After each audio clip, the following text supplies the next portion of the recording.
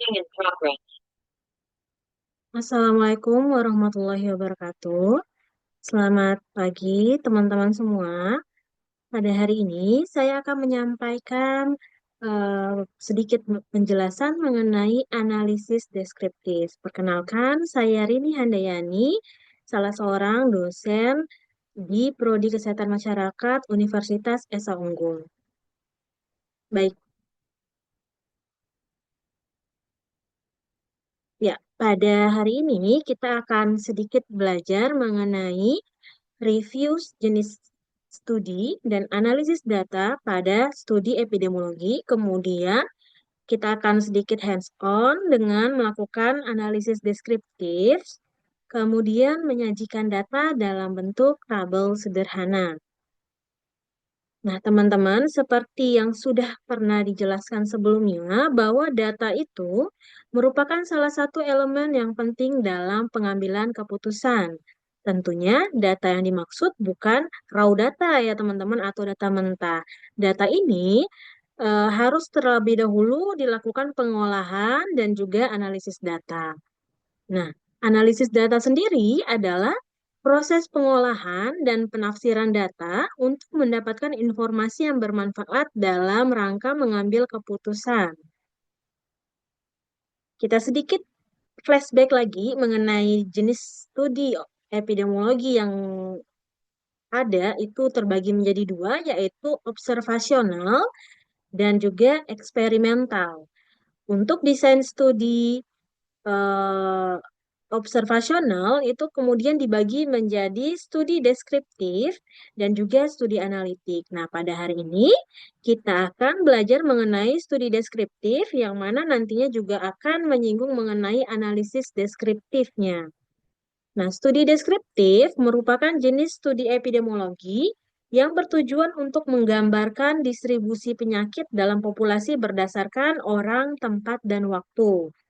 Nah, dalam studi deskriptif ini nantinya analisis yang digunakan yaitu analisis deskriptif, di mana analisis ini digunakan untuk menggambarkan atau mendeskripsikan sekumpulan data ya, bisa berdasarkan orang, tempat, ataupun waktu tergantung dari tujuan data tersebut dianalisa ya. Nah, pada hari ini kita akan melihat bagaimana sih langkah analisis deskriptif dengan menggunakan SPSS. Kita mulai dengan bagaimana cara membuka data di SPSS, kemudian kita konfirmasi missing data, kemudian kita lakukan analisis deskriptif secara sederhana, serta yang terakhir, melakukan penyajian dan interpretasi dari hasil analisis deskriptif kita. Nah, teman-teman, ini adalah cara membuka data di SPSS. Nah, dalam hal ini, kita akan membuka data dalam bentuk Excel yang terlebih dahulu kita input, misalnya dari kuesioner atau dari data lainnya ya, kita input ke Excel. Nah, cara membuka data Excel-nya di SPSS adalah dengan di pojok kanan pada aplikasi SPSS itu ada menu file. Nah, di file ini nanti kalau teman-teman klik itu akan muncul open ya. Kemudian teman-teman pilih data ya. Jadi file, open, kemudian data ya. Nah, ketika setelah mengklik data akan muncul box seperti ini ya. Nah, box ini kita terlebih dahulu biasanya kalau kita datanya bentuknya Excel, data kita itu tidak ditemukan atau tidak terlihat ya ketika kita open. Oleh karena itu, sebelum kita memilih data Excel kita, kita harus terlebih dahulu mengubah files of type-nya ya. Jadi files of type-nya harus statusnya diganti menjadi Excel ya, sehingga kalau nanti sudah berganti jadi Excel, hasil input data kita yang di Excel itu akan muncul ya. Kalau sudah muncul, tinggal diklik ya, diklik filenya, kemudian klik open. Ya. Setelah muncul open nanti akan muncul box seperti di bawah ini ya. Nah, di box di bawah ini teman-teman tinggal dilihat aja apa yang harus di checklist atau yang tidak perlu di checklist ya. Nah, kebetulan dalam penginputan data itu eh, tabel Excel yang di sini itu sudah sesuai dengan yang seharusnya ya. Jadi lebih sederhana, tidak ada judul dan lain-lain. Jadi yang dicentang hanya tiga hal ini saja ya. Kalau sudah benar yang dicentang ya, tinggal diklik OK. Nah, nanti datanya akan terbuka seperti ini. Jadi ada nih data nomor respondennya, variabel C1, variabel C3, dan seterusnya. Ya. Nah, data ini ya sesuai dengan inputan teman-teman ya.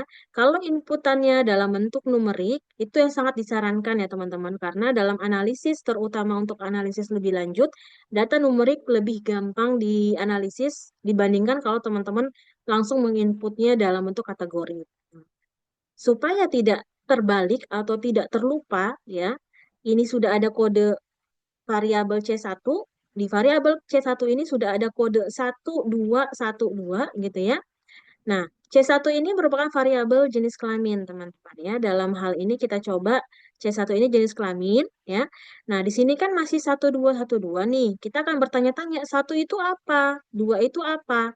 Nah, cara mengubah yang numerik ini menjadi terlihat apa makna satu, apa makna dua itu, kita bisa dengan memberikan label, ya.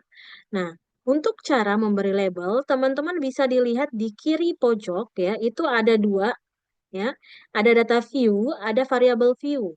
Diklik variable view-nya. Nanti jika kita klik variable view, itu akan terlihat, ya, tampilan jendelanya itu berupa variabel view. Semua variabel yang kita punya itu akan ditampilkan. Ya, namanya, type-nya apa, ya, sampai yang lain-lainnya. Ya. Nah, untuk memberi label, ya, teman-teman lihat dulu variabel mana yang mau diberi label. Misalnya tadi kita mau memberi label C1 atau variabel jenis kelamin. Nah, cara memberi labelnya kita memberi labelnya di bagian value ya. Bagian values ini kalau teman-teman klik di sebelah sininya itu ada titik tiga nanti akan terbuka box seperti ini ya. Di mana kita pada box inilah kita menginputkan labelnya. Nah, penginputan label ini harus satu-satu ya. Tidak bisa berbarengan. Jadi, satu coding itu sekali input. Nah, kita masukkan misalnya satu perempuan, maka value-nya satu, labelnya perempuan. Baru klik add, gitu ya. Kemudian, kalau sudah add, dia akan pindah ke kotak ini gitu ya. Kemudian kita masuk lagi value-nya dua. Dua itu labelnya adalah laki-laki. Kemudian klik add. Nah, banyaknya teman-teman menginput label tergantung dari berapa banyak jenis coding yang teman-teman gunakan. Kalau pada kasus ini jenis kelamin hanya dibagi menjadi dua, yaitu laki-laki dan perempuan, maka cukup dua saja. Ya.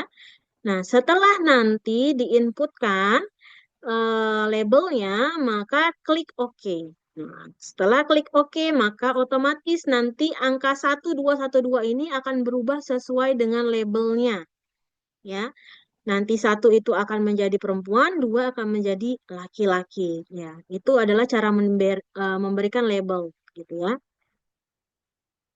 Nah, setelah memberikan label, kita masuk ke tahap selanjutnya, yaitu mengonfirmasi missing data dan melakukan analisis deskriptif sederhana. Nah, konfirmasi missing data ini sebenarnya salah satu bagian dari pengolahan data ya, karena kita berharap tidak ada namanya kesalahan dalam datanya gitu ya, mengurangi kevalitan atau data yang baiknya kayak gitu ya.